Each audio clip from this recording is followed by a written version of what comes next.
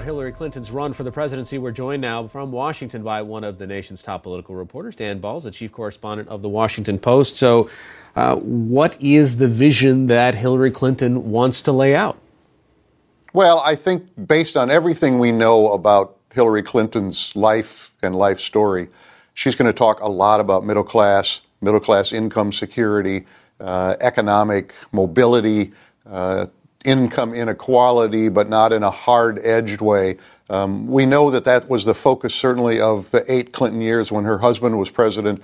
Everything she said in the run-up over the last 18 months as she's gotten ready to become a formal candidate points in that direction. So I think that's part of it. And I think the second is she has always had a more muscular foreign policy than some others in the Democratic Party. And I think that's one of the questions, given all of the turmoil in the Middle East and elsewhere, how she will address that. Hello and welcome to Justice. I'm Judge Janine Pirro. Thanks for being with us tonight. You know, justice is about accountability and consequences.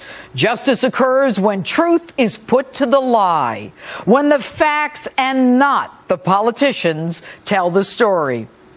Justice should always be swift and certain, but in the Obama administration, it is slow and uncertain. And as we found out this week, the Obama administration puts political lies over American lives. We have been waiting for Benghazi justice ever since September 11, 2012. And this week, a bipartisan Senate committee, Democrats joining Republicans, issued a scathing report blaming Hillary Clinton's State Department for deaths that were preventable and for the inadequate security that was provided to her friend, Ambassador Chris Stevens, and 3 other Americans. The report makes clear that in the months before the attack on Benghazi, the intelligence community provided, quote, ample strategic warning that U.S. facilities and personnel were at risk in Benghazi, that militias and terrorist-affiliated groups had both the capacity and the intent to strike U.S. interests. That from the report. And this from the Pentagon, AFRICOM, CIA, DIA, Stevens Security Detail, Stevens himself, not to mention 20 separate security incidents at that compound in the months before September 11th. But we already knew this, didn't we? We knew there was no protest. And everybody knew there was no protest, except, of course, the New York Times, who would never let the facts get in the way of shielding the Obama administration. The truth? The FBI and the CIA admit they knew from the surveillance cameras, yet 2 weeks later, the president goes to the United Nations to blame the massacre on that despicable anti-Muslim video. Folks, I read this report. The word video is mentioned once. That's it. Once. And that's in connection with a protest in Cairo.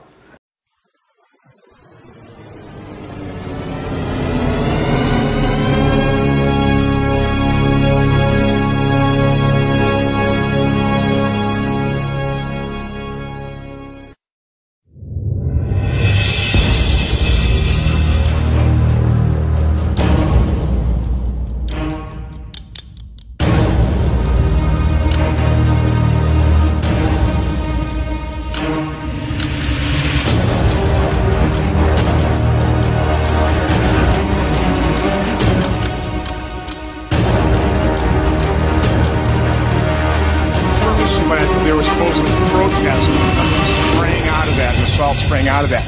And that was easily ascertained that was not the fact. People could have known that within days, and they didn't know it. With all due respect, the fact is we had 4 dead Americans. Was it because of a protest, or was it because of guys out for a walk when I decided to go kill some Americans? What difference at this point does it make?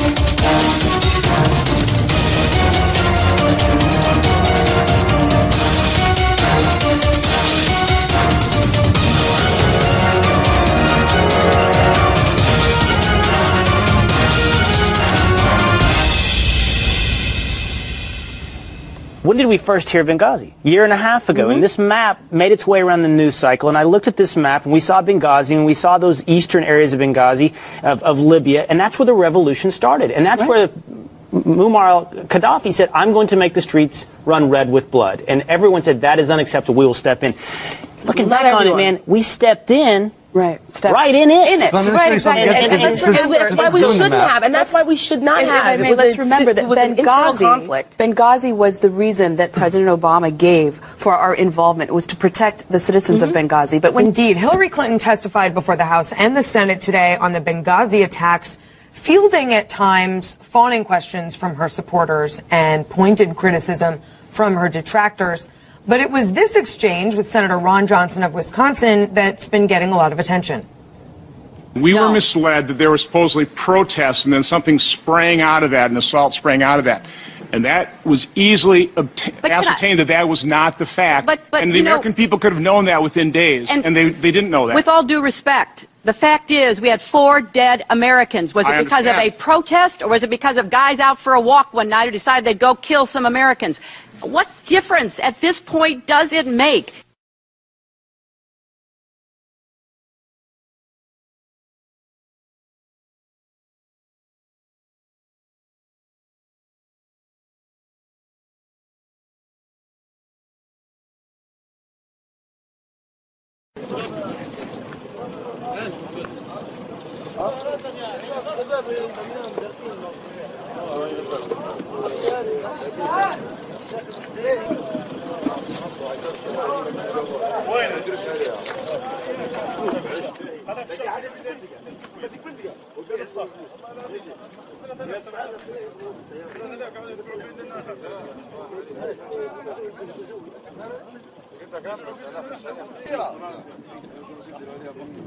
جزيرة. Oh my God. يا شباب جزيرة. كذاب is dictatorial. Yes. Dictatorial for sure. Dictator. لا. بس الأمريكان or Fortas. Gaddafi say Al Jazeera Al Qaeda. How are you? Good. Danke.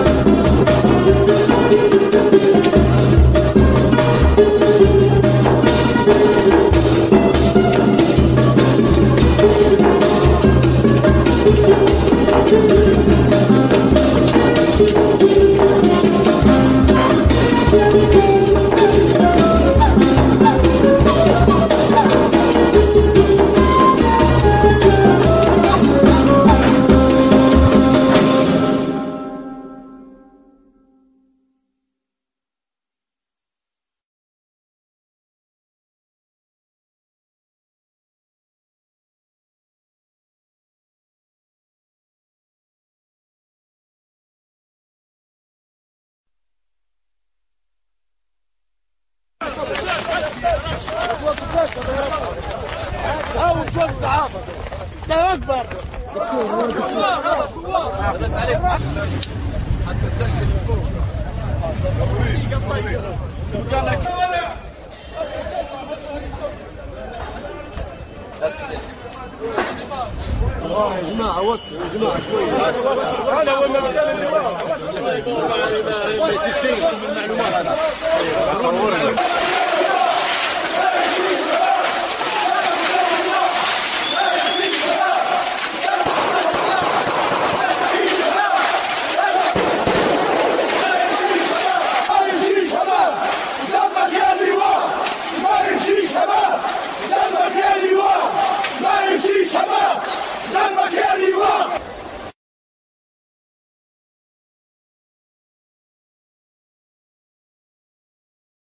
We begin with a story of sex slaves, underage girls, a billionaire, murder, a prince, and at least one former U.S. president. What has been the biggest scandal in the UK since World War II has now come to the U.S., and it may involve former President Bill Clinton.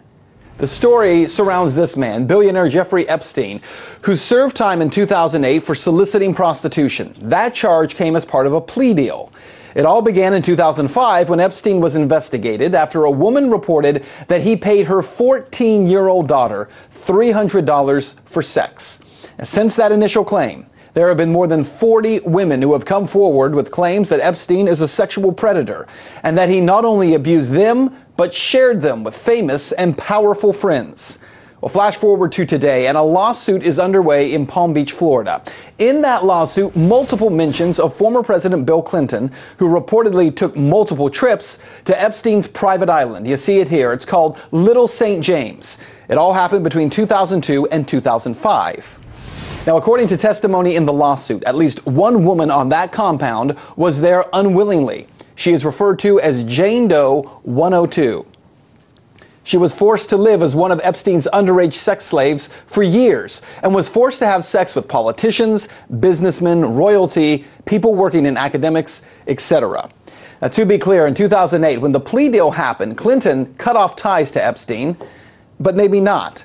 According to the UK Daily Mail, the lawsuit claims that Clinton was friends with an unnamed woman who kept images of naked underage children on her computer, helped to recruit underage children for Epstein, and photographed underage females in sexually explicit poses.